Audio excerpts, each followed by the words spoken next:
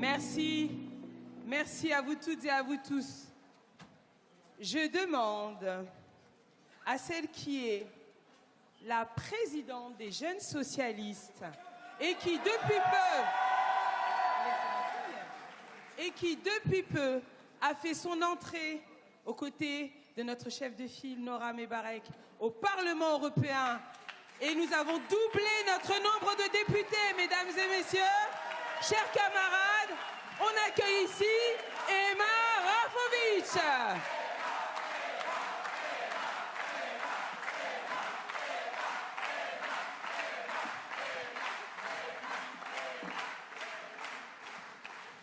Chers amis, chers camarades, cher Olivier, chère Johanna, cher Marc, qui nous accueille ici à Blois, c'est un plaisir de vous retrouver pour notre campus, pour la clôture de notre campus.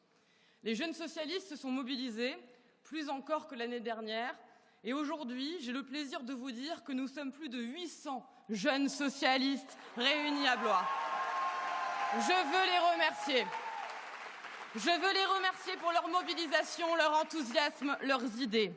Je veux également évidemment remercier les bénévoles, les militants, le service d'ordre, l'ensemble des équipes du parti qui ont rendu possible l'organisation de ces universités d'été. Cette fin d'été est l'occasion de nous retrouver après une période doublement inédite, tant au titre de l'insensée dissolution décidée par Emmanuel Macron qu'en raison du grand succès des Jeux Olympiques. Deux événements que tout oppose. Le caprice d'un chef contre la concorde d'un peuple. Nous avons commencé l'été avec de la colère, de la peur.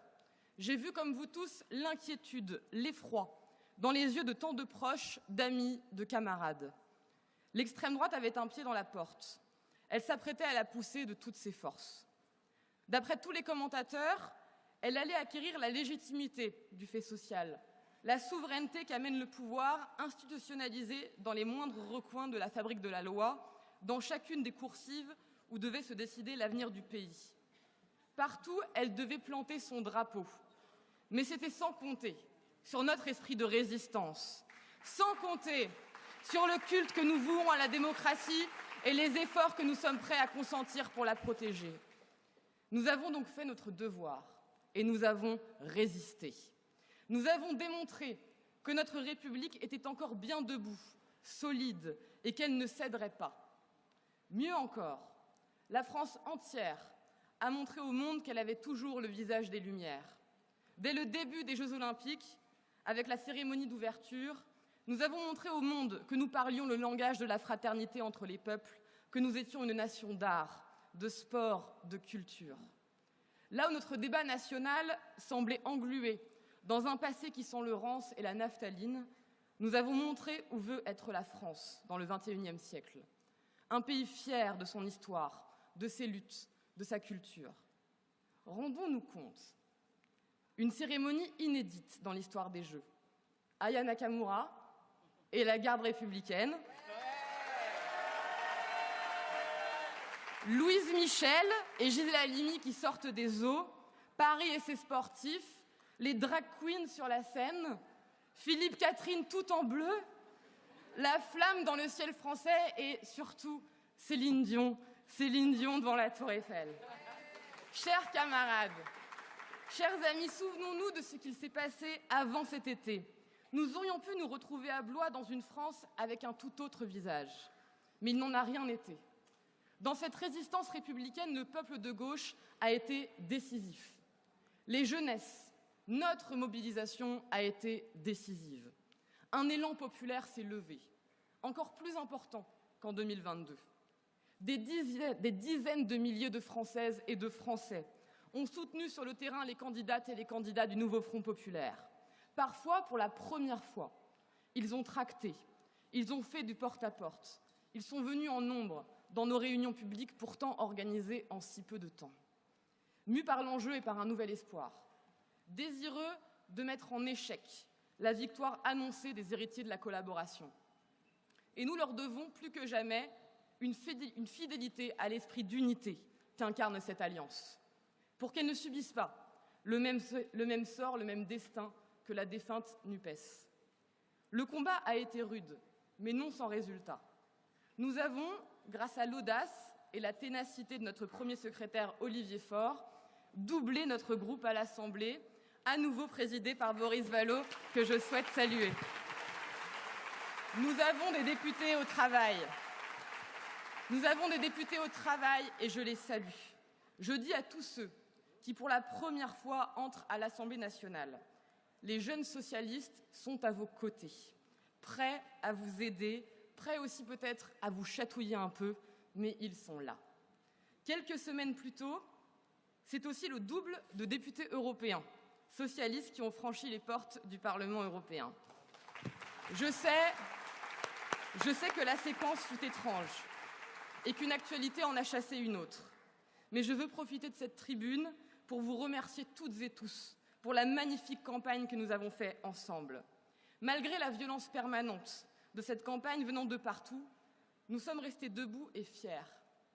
Nous avons assumé notre cap clair et nous avons permis au Parti socialiste, avec les Amis de Place Publique et Raphaël Glucksmann, d'être la première force de gauche en France le 9 juin 2024.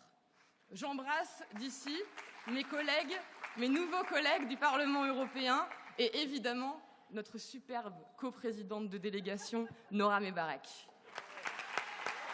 Nous travaillerons dur pour vous rendre fiers en réveillant l'Europe pour changer la vie. Nous sommes désormais, nous les socialistes, bien plus forts qu'auparavant.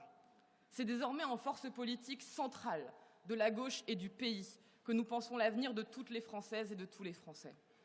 Nous ne sommes plus petits, nous ne sommes dans la roue de personne. Notre destin et celui du pays, surtout, dépend de nos choix. Telle est notre responsabilité. Elle est d'autant plus impérieuse que le camp présidentiel s'abîme sur les récifs des stratégies politiciennes, se souciant davantage de conserver son propre pouvoir que de lutter contre l'extrême droite. Emmanuel Macron est coupable de l'état du pays et nous serons là pour lutter jour après jour contre sa politique de casse sociale. Oui, c'est vrai. Ne nous mentons pas. Nous ne pouvons pas encore crier victoire, mais je vous le dis avec optimisme et fierté. Je sais, je le sens quand je vous vois, quand je vous écoute.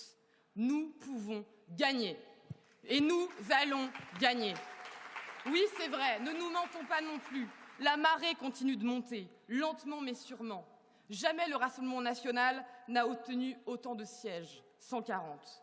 Jamais le Rassemblement national n'a obtenu autant de suffrages, 11 millions d'électeurs. Oui, c'est vrai, l'extrême droite est à l'affût, en embuscade. Son implantation territoriale s'est encore renforcée, en particulier dans les territoires ruraux. Ce que nous avons vécu comme un sursaut ne pourrait être qu'un sursis. Il faut se rendre compte du basculement que nous vivons. Il n'a pas commencé à l'occasion des législatives, mais c'est une confirmation. La vérité, c'est aussi que le racisme décomplexé progresse. Ce venin qu'est la parole raciste s'est diffusé partout. Il vise tout le monde et nous sommes tous concernés. Lorsqu'on insulte des journalistes de Bougnoul ou de Bicot, quand on dit à une aide-soignante noire d'aller à la niche, c'est nous tous qu'on insulte parce que nous sommes républicains. L'antisémitisme décomplexé aussi progresse. Et je veux le dire ici, l'antisémitisme n'est pas résiduel. Aujourd'hui, nos luttes antiracistes ne se diviseront pas. Lorsqu'un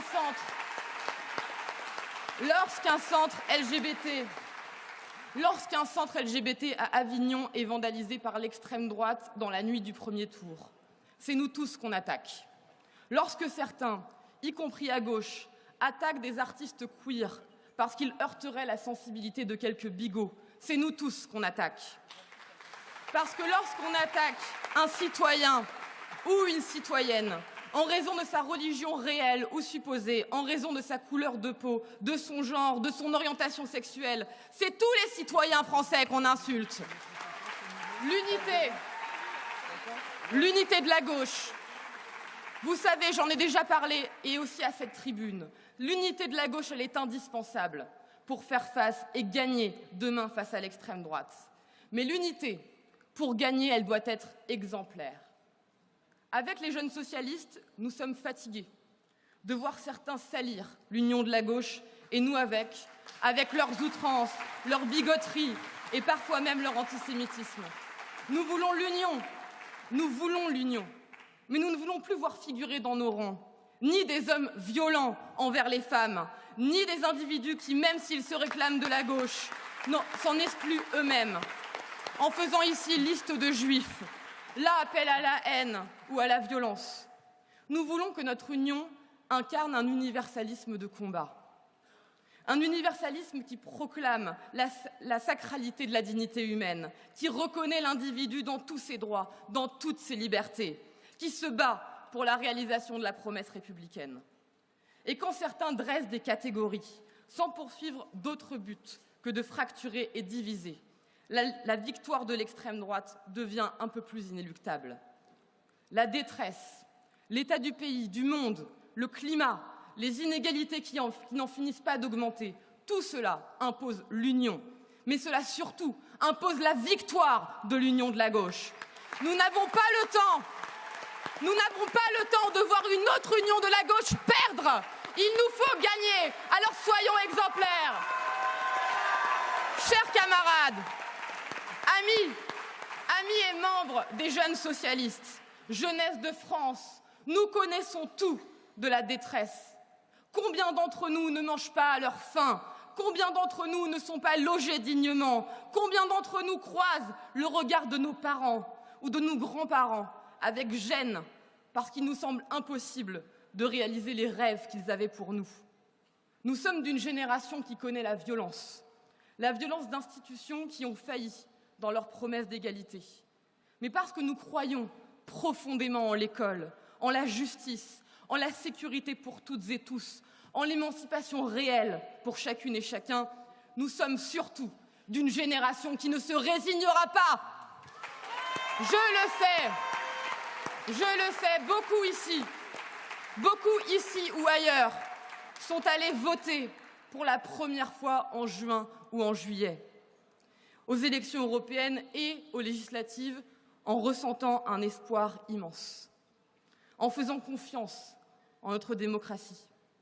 Je sais que beaucoup sont déçus, et vous avez raison, du choix d'Emmanuel Macron, de sa décision, de sa déclaration. Il dit ne pas vouloir nommer Lucie Castet à Matignon. Je sais que beaucoup sont déçus. Cette déception, c'est évidemment aussi la mienne.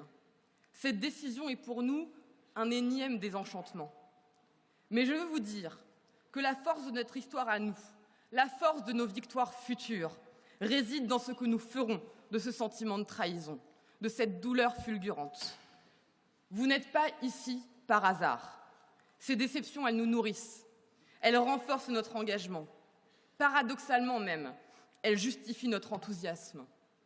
Car comme la jeunesse de 1936, magnifiquement décrite par Blum, notre génération est enthousiaste, systématique, elle est intransigeante. Et notre force, chers amis, c'est que nous parlons toujours, nous, à la première personne du pluriel. Rien dans notre aventure n'est individuel, rien n'est solitaire, parce que nous savons que pour gagner demain, il ne faudra pas être seul. C'est notre collectif qui amènera demain de nouveaux jeunes, de nouveaux citoyens à rejoindre nos batailles, nos mobilisations, nos luttes, et qui créera la victoire. Camus disait que la démocratie était l'exercice social et politique de la modestie. Notre démocratie interne est notre fierté. Mais nous ne pouvons plus penser que les Français attendraient, haletants, le résultat de nos conciliabules. Ils attendent de nous une parole claire. Restons unis et solides derrière notre premier secrétaire. Arrêtons de divaguer ou de vouloir faire la dernière saillie qui ravira certains. Nous sommes meilleurs que cela, je le sais.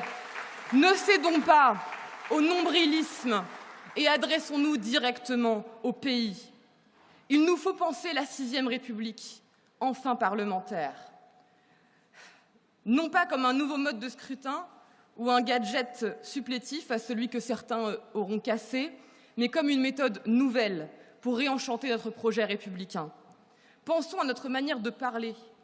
Arrêtons avec ces mots valises, aseptisés, dont nous ne comprenons plus, même nous, le sens. Des fois, rarement, quand je nous écoute, je m'ennuie.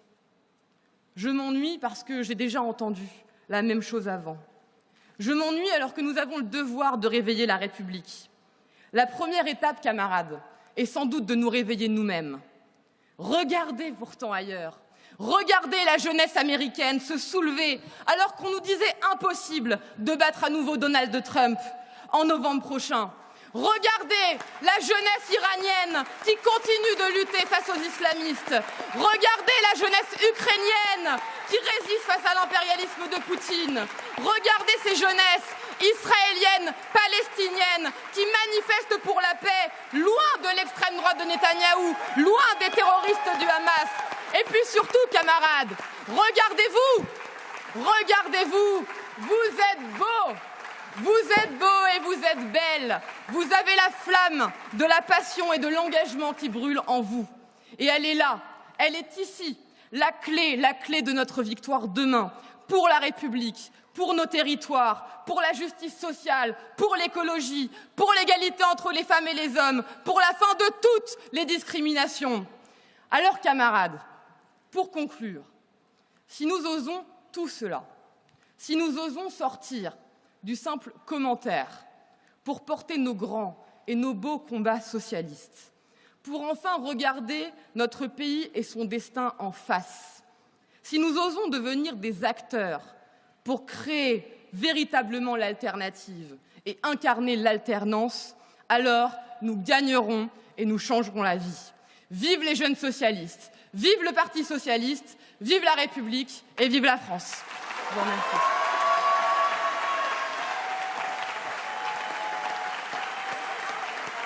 Et vive l'Europe!